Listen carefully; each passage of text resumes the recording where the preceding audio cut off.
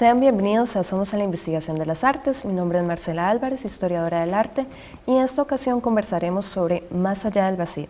Y para ello nos acompaña la actriz y directora Roxana Ávila. Bienvenida, Roxana. Muchas gracias, Marcela, y al equipo de producción por invitarme. Es muy importante para mí estar aquí. Primero que nada, me gustaría presentarla.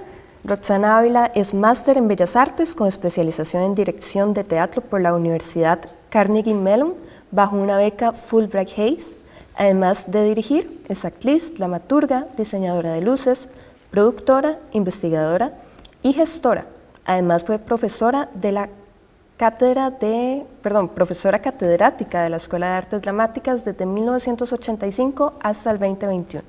Miembro fundador del Teatro Abya Yala, con quienes ha recibido múltiples premios y girado a nivel internacional.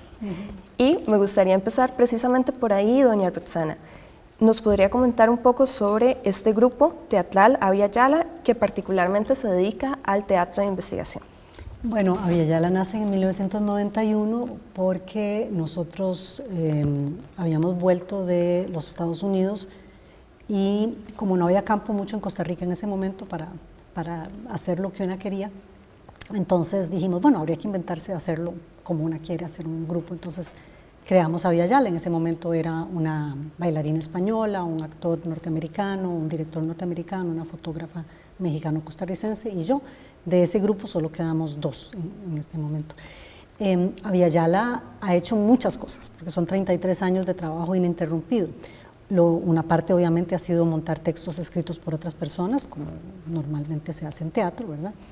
A veces se hace que una de las personas que participa de Abya Yala escribe la obra y se monta, pero lo que más hacemos es lo que llamamos investigación-creación o lo que usted le llama teatro de investigación, que es un proceso donde se toma un tema X, ¿verdad? Cualquiera, que nos interesa, y se hace un proceso tiene varias etapas, tiene 3 etapas.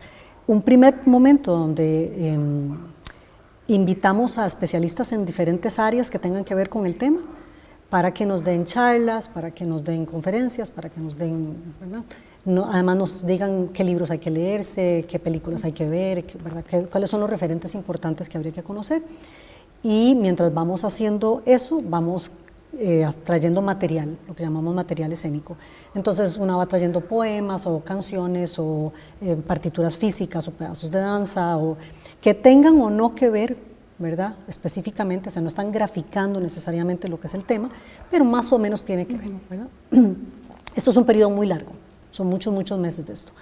En algún momento ya se sabe que a partir de tal fecha ya no lo vamos a hacer más, entonces a partir de esa fecha lo que se ha construido se delimita, entonces se eliminan muchas cosas, ¿verdad? Es exactamente como hacer una tesis, ¿verdad? Se eliminan muchas cosas y se profundizan en las cosas que se habían boceteado de alguna manera. Durante toda la primera etapa, la persona que está en la dirección o las personas que están en la dirección siempre están pensando, bueno, ¿qué idea pega con qué idea? ¿Cómo junto esto? ¿Cómo se hilan las cosas? Y ya en esta segunda etapa, más o menos hay como una propuesta de cómo podría esta cosa funcionar, ¿verdad? A eso también dura varios meses y en un determinado momento se dice, bueno, esto es lo que va a quedar, entonces ahí ya si son 2 o 3 meses de solamente montar para que quede bien eso. Esto tiene que ver con 2 factores fundamentales. Uno es porque cuando una hace investigación-creación es porque no hay una obra de teatro que diga lo que vos querés decir de la manera como lo querés decir. Entonces esto es importante, es una necesidad, no es un capricho, sino que hay algo que se quiere decir, pero no hay en el entorno o en el medio teatral internacional o nacional cómo decir eso que uno quiere decir. Y esto está pegado a un detalle fundamental en Abya Yala, que es que la forma y el contenido son uno. Para nosotros es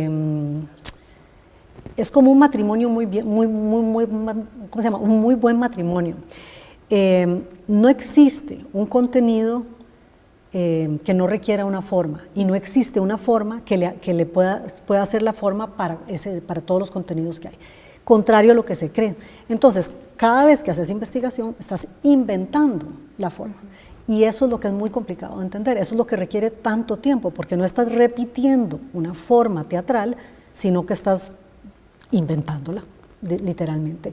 Y eso no es tan fácil. O sea, es mucho más sencillo que digamos, bueno, siempre va a ser el teatro a la italiana, siempre va a haber este tipo de escenarios, siempre va a haber esto. Es más fácil porque ya sabes cómo va a ser. Entonces lo que estás inventando es el texto que se dice, pero nosotros estamos inventando cómo se dice, en qué circunstancias se dice, la relación con las espectadoras y espectadores, y entonces, claro, es muy complicado. Y precisamente, bueno, ahora teniendo en cuenta este panorama sobre cómo es el teatro de investigación o la investigación-creación en teatro para Abya Yala, nos podría comentar un poco sobre cómo fue el proceso de investigación para la obra Vacío. Bueno, Vacío nace en un momento de mi vida donde yo estaba muy mal emocionalmente y se me dio la oportunidad de dirigir algo para el teatro universitario. Me parece que eran los 60 del teatro universitario, los 70 de la U y los 50 de la escuela de teatro, una cosa así, eran como números en cero. Para el 2010, me lo ofrecieron en el 2009. Entonces yo no sabía bien qué quería hacer, pero sabía que no quería escribir una obra, no quería tomar una obra ya escrita, quería hacer este tipo de proceso. Entonces yo quería investigar sobre maternidad y locura, la relación que hay entre esas dos cosas. Hacía 1 año, 2 años, había recortado del semanario Universidad un artículo donde se publicaba la tesis de Mercedes González Flores, que sacó su maestría en psicología, que se llama La construcción cultural de la locura femenina en Costa Rica de 1890 a 1910, y su tesis de doctorado fue de 1910 a 1960. Entonces, yo no sabía, cuando recorté el costo del periódico, cuándo la iba a hacer, pero yo sabía que ahí había una obra de teatro. Y en ese momento convoqué a un grupo de solo mujeres. Éramos 16 mujeres en diferentes áreas, pero solo había mujeres, y les dije, yo no sé qué es lo que va a hacer, pero se trata sobre la relación entre la maternidad y la locura. Entonces, bueno, hicimos un montón de cosas, un taller sobre la historia del cuerpo con Ana Roa, Anabel Contreras, que es la dramaturgista del grupo, ella tiene un doctorado en filosofía. Ella nos dio como 12 entrevistas, conferencias muy, muy fuertes, y me iba diciendo, tenés que leerte tal cosa, hay que leerse a Foucault. Entonces me leí todos los 3 tomos de Foucault sobre la locura. ¿Verdad? Yo saqué un doctorado en género, porque fue muy difícil y era mucho material. Estudiamos, bueno, entonces a las feministas, que es Victoria Sau, que Judith Butler, que Teresa la tecnología de género, etc. Pero también cómo era visto el cuerpo, la historia de la medicina en el caso de las cosas que tienen que ver con el parto y la maternidad. Entonces, las mujeres durante toda la historia de la humanidad eran las encargadas de los partos. Entonces había parteras y era tu mamá, tu abuela, tu tía la que te decía, mira, hacete esto, te haces masajes de esto, porque era una cosa de mujeres. Pero llega la ciencia médica, le ponen la bata blanca a los señores en el hospital y le dicen, bueno, usted no le va a preguntar a esas señoras que no saben nada, yo soy el que sé. Entonces, toda la historia de la medicina también tenía que ver con eso. También la historia del cuerpo, el cuerpo femenino. Yo fui a ver hace como, ya creo que son como 10 años, una exhibición de cuerpos que fue muy discutida porque se supone que eran cuerpos de personas que habían estado encarceladas en China. En todo caso, los cuerpos fueron cortados de diferentes maneras y puestos en resina. Entonces estaba cortado así, estaba uno que tenía solamente las venas, otro que tenía solamente la piel, o sea, las capas. Era una exposición increíble que viajó por todo el mundo y estuvo aquí en Costa Rica. Todo estaba menos el clítoris, o sea, todo menos el clítoris. Entonces, el dato del clítoris no es un dato menor, es la única parte del cuerpo humano que tiene que ver con sexualidad que no está asociada con la procreación. Entonces, ¿para qué existe? O sea, era una pregunta. Y cosas así. Entonces, se terminó llamando Vacío porque de alguna manera el concepto de mujer era un concepto siempre en relación con lo masculino. Eras hija de, hermana de, mamá de, esposa de, y la madre, la mujer no existe como tal, o sea, como concepto. Entonces era un vacío de significado. En la tesis de Mercedes estaban las cartas que las mujeres habían enviado a sus casas y nosotros podíamos leerlas y se convirtieron en un elemento fundamental de la apuesta porque el director del psiquiátrico en ese momento, un dato curioso, el psiquiátrico tuvo 3 directores durante los primeros 90 años. Entonces, uno duró 30 años, el segundo duró 30 años, el tercero duró 30 años. Entonces, y siempre fueron hombres. Entonces, estas mujeres escribían a su casa Y estas cartas no salen porque el director considera que son peligrosas. Entonces, estas mujeres fueron ingresadas en el psiquiátrico, les quitan la voz, porque en aquella época vos podías ser ingresada, simplemente yo te llevaba a decir, bueno, ella es muy agresiva, ella es muy alegre, ella quiere hacer el amor todo el tiempo y acaba de parir, eso es rarísimo. Ella no quiere hijos. O sea, las razones haría que todas estuviéramos en el psiquiátrico. Efectivamente. Es tremendo, es tremendo. Entonces, les quitan la voz la primera vez y luego cuando escriben estas cartas le quitan la voz por segunda vez. Entonces yo quería devolverle a esas mujeres, que todas están muertas, por supuesto, eso es una tesis de otra época, por lo menos el chance de que pudieran expresarse de nuevo. Y entonces el espectáculo era un espectáculo muy extraño porque no había diálogo, no había escenas normales de teatro. Era como un cabaret cubano de los años 50, esa era mi inspiración. Había mucha danza, mucho canto, había una mujer haciendo teatro aéreo, porque para mí eso era como lo imposible, aquella mujer perfecta, vestida divina. Vacío fue un proyecto de mega investigación, realmente, donde terminamos aprendiendo por qué la locura está asociada con la maternidad, porque es casi imposible lo que se te pide, ¿verdad? Y yo quería hacer un segundo objetivo, que era la historia del teatro occidental, según nos la han contado. Nace en Grecia en el 500 a.C.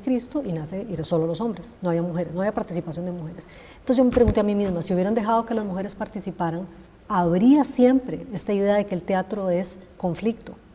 Sería esa la norma, porque si no participamos durante siglos en la construcción de esto que llamamos teatro, de lo cual le he dedicado mi vida entera, porque sabemos que eso es cierto. Yo creo que las mujeres trabajan más en colectivo, funcionan más como coro, entonces tal vez no. Entonces yo hice una obra de teatro específicamente que no tenía antagónico ni protagónico. Entonces mucha gente me dice, bueno, pero eso no es teatro. Yo, sí es teatro porque lo que yo hago es teatro.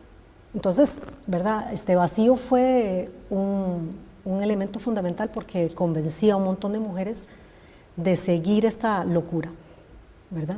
De no saber qué pasaba, pero terminó siendo muy exitosa porque, bueno, tenía una gran investigación detrás. O sea, eso estaba cimentado en mucha información. Y precisamente cuando un proceso de creación artística es llevado como una investigación, ¿qué herramientas considera que son fundamentales? Bueno, de las cosas que he aprendido, sobre todo, es que tenés que aprender a vivir en la paradoja. Vos no sabes qué va a pasar, eso no es cómodo. Eso parece fácil, pero no es fácil. No sabes cómo se va a ver, no sabes qué es durante muchos meses. Y tenés todo un montón de pares de ojos que te vuelven a ver como directora diciendo, ¿verdad? Y uno dice, bueno. Entonces hay que aprender a confiar en esa paradoja. A la misma vez tenés que estar muy segura de que sabes hacer lo que sabes hacer. O sea, yo soy directora de teatro, yo lo sé. Y me paro en un escenario y digo, yo sé lo que estoy haciendo. Aunque no sepa lo que estoy haciendo, o sea, no sepa qué es lo que vas a terminar siendo, yo sé que las cosas que yo hago tienen tienen un oficio, ¿verdad? Entonces, creo que hay que tener tiempo. La investigación-creación o la investigación en teatro no se puede hacer rápido. Tiene que tener un orden. O sea, hay que ser rígida en ciertos momentos y decir, bueno, este es el momento para crear hasta aquí, ahora vamos a hacer otra cosa.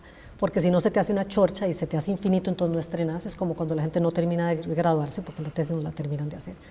Hay que tener un orden, hay que tener tiempo y hay que tener claridad de un norte. Vos tenés, bueno, las cosas que nosotros hacemos en Abya nacen como de la entraña, es una necesidad. Entonces, como vos tenés esta necesidad de expresión, tenés un norte, yo voy para allá y no me van a quitar de aquí. O sea, yo voy para allá, así no sepa qué está pasando. Estas herramientas parecen tontas, pero son las más etéreas, pero a la misma vez las más básicas. Sin eso no funciona, porque se pasa por muchos procesos. Hay que respetar los tiempos de las otras personas, las situaciones psicológicas, emocionales de mucha gente. Si vos estás tan valiente guiando el proceso, la cosa no va a salir, ¿verdad? Y hay que ponerse fecha, ¿verdad?, de estreno. Principalmente. Y un poco donde mencionaba a estas otras partes, ¿verdad?, que conforman la muestra, ¿cómo juega precisamente la interdisciplinariedad en el proceso de investigación y en el proceso de creación? Ok, para Abya Yala nosotros creemos que el teatro es un gran útero donde caben todas las artes. sea, ninguna otra de las artes puede decir lo mismo. ¿Por qué? Porque en el teatro hay danza, hay música, hay canto, hay plástica, hay circo, hay mimo, usted puede meter todo, mientras que en la música no necesariamente hay actuación, ¿verdad? Ni siquiera la ópera le pertenece a la música, eso es un error. La ópera le pertenece al teatro. Cuando la ópera la meten solamente en música, entonces no les importa que van a montar Romeo y Julieta son dos señores de 60 años que cantan divino, pero que no podrían ser Romeo y Julieta. Y no encuentran una forma teatral para explicar, justificar que haya estas dos personas pudiendo ser Romeo y Julieta, porque lo que importa es la voz. Entonces ahí eso no es teatro, entonces no es ópera para mí. La ópera es teatro cantado, ¿verdad? Entonces le pueden decir lo que quieran. Entonces el teatro, o sea, en Abya-Yala están todas incorporadas. Y la interdisciplinariedad se da de hecho, o sea, a veces nace desde una danza, a veces nace desde una música, y entonces constantemente se está moviendo. Pero especialmente en Abya-Yala tenemos interdisciplinariedad, dependiendo del tema, de áreas del conocimiento humano que no son artísticas. Por ejemplo, un físico cuántico, un matemático, una filósofa, teólogas feministas. Estas personas participan dependiendo del tema que se esté trabajando y van a marcar la obra de acuerdo a las cosas que él o ella o ellos nos digan que son importantes, porque entonces uno empieza a decir, bueno, yo no había tomado en cuenta ese detalle, yo no había pensado en esa cosa. Entonces hay una interdisciplinariedad en el sentido de crear porque la otra persona te dio una información que no sabías, y crear a partir de cómo esa persona piensa, que llamaríamos ya más transdisciplinariedad, ¿verdad? Donde le estoy robando de alguna manera su manera de trabajar, su manera de pensar. Y en ese sentido la interdisciplinariedad es esencial, es parte, es el nombre, es la base de Abya-Yala, ¿verdad? Nosotros siempre trabajamos con otras personas, siempre. Y ahora que menciona a otras personas, ya hablamos un poquito de las otras disciplinas, pero cuando hablamos de las otras personas, sobre todo de las personas que forman parte de la puesta en escena, ¿qué papel juegan dentro del proceso de investigación? Bueno, ya un poquito lo hablé de que cada persona trae material. Por ejemplo, alguien puede traer un poema que quiere decir, alguien trae una danza que quiere hacer, alguien dirige incluso un pedacito, una escena con otras personas, dice, bueno, hagamos esto porque... Entonces, las obras se parecen a las personas que participan. Las obras les pertenecen a las personas que participan. Si bien es cierto que hay una dramaturgia firmada por, en general, David Corish o yo o los dos, las obras nacen a partir de la creación de este montonón de gente. La gente se siente dueña, participan de la discusión de los temas, no son peones en el juego de yo tengo esta idea de dirección y ustedes van a hacer lo que yo quiero porque yo soy la directora, sino que se construye entre muchas personas. Es una enorme red que se va generando entre todas las piezas, y como en una red de una araña, si cae una mosca aquí, la araña se da cuenta. Entonces, si alguien propone algo, lo demás tiene que reaccionar. Entonces, creo que son parte esencial o sea, no son intérpretes nada más, son co-creadoras. Y desde su perspectiva, ¿cuáles han sido los retos quizá de hacer investigación para crear teatro? Yo creo que el reto en Costa Rica es que nosotros no tenemos una filosofía del arte cimentada en la conciencia del país. Siempre se ve el arte, en especial el teatro, porque la música es parte de los sistemas de estudios de los estudiantes, bla, bla. Pero el teatro es una cosa que no han logrado entender lo fundamental que es para la construcción de un ser humano. En otras épocas, el periodo isabelino, en la época de Shakespeare, el siglo de oro español, en los polacos en los años 70, los rusos a principios del siglo XX, o sea, ha sido el teatro la manera fundamental de expresión de un pueblo. A la misma vez es la más peligrosa, porque no es abstracta.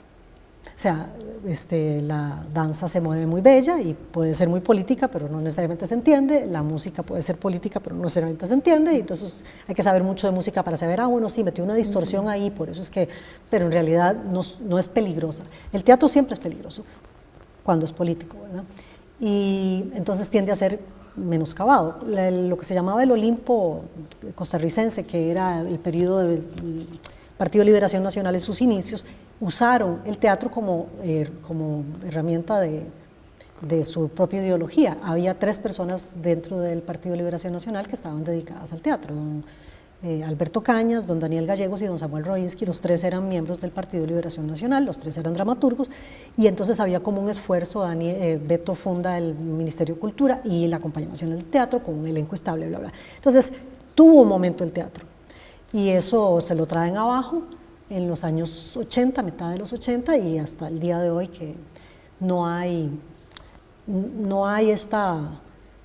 vamos a ver, no hay un Estado que proponga circuitos de gira, espacios para entrenamiento, espacios para ensayar, que los fondos que hay se repartan de manera coherente. Aquí los tiempos que hay para montaje, a veces tenés un fondo X que sale y es bastante plata, pero tenés 2 meses para montar. Eso va en contra de la calidad del arte. O sea, si usted le pide a Miguel Ángel que haga la Capilla Sixtina rapidito, le queda una chorcha, a pesar de que es un gran genio. El tiempo es fundamental si uno no quiere repetirse y si uno no quiere caer en la mediocridad, pero la mediocridad le funciona al Estado.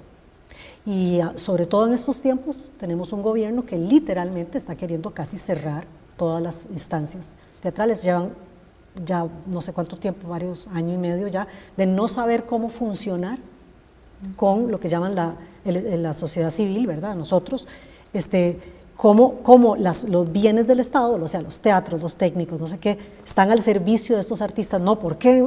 ¿Cómo se hace? ¿Cómo se financia eso? Entonces, cuando en otros países esto está resuelto hace 100 años, o sea, no se necesita inventar el agua tibia. Y este es un país, entonces, donde los retos son, hay muy poca plata y muy mal puesta. No hay espacios de continuidad. Entonces, hay unas obras de teatro maravillosas que no se pueden seguir presentando porque no hay lugares.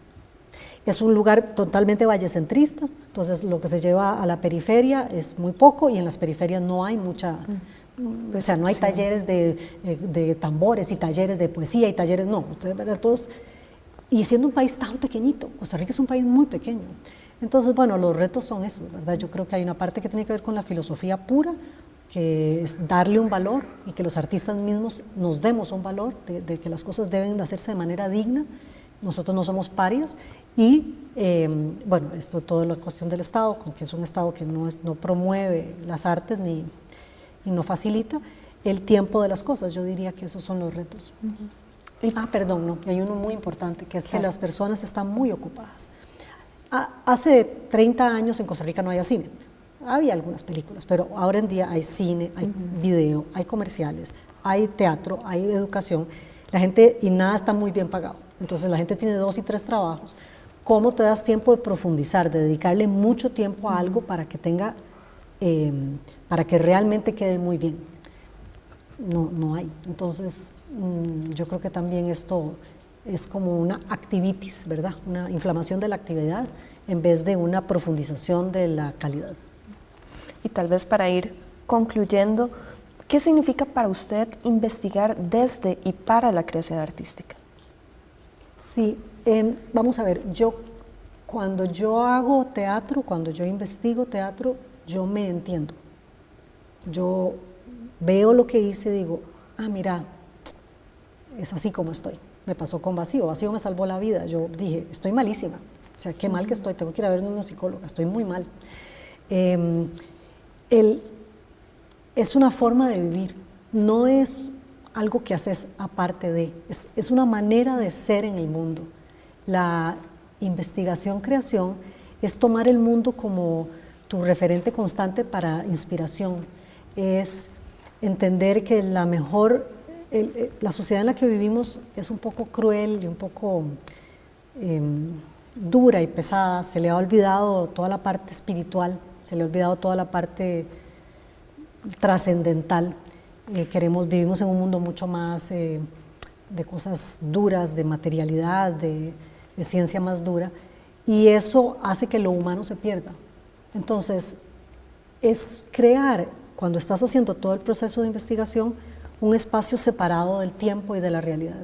Es un espacio mágico donde la gente se siente totalmente acuerpada, hay tiempo para todo, todas las ideas son bienvenidas, o sea, no hay nada así afuera. Antes, bueno, rápido, póngale, le dan el examen. Entonces yo siento que es como crear, la magia de crear una realidad diferente a la realidad que nos obligan a crear. No es fácil, no es fácil, sobre todo porque nosotros no tenemos en Aviala financiamiento. Entonces, bueno, sabemos que hay que pagar por lo que uno desea, y eso ha sido siempre así. Pero esa es la necesidad que tiene el alma, y si no se la doy, me muero. Es tan sencillo como eso, me apagaría y me muero. Entonces, bueno, es una apuesta que se hace en la vida, por eso te digo, es una forma de vivir, es una manera de enfrentar la vida. Sí, creo. Bueno, muchísimas gracias por acompañarnos más bien a Somos en la Investigación de las Artes. Muchas gracias por invitarme.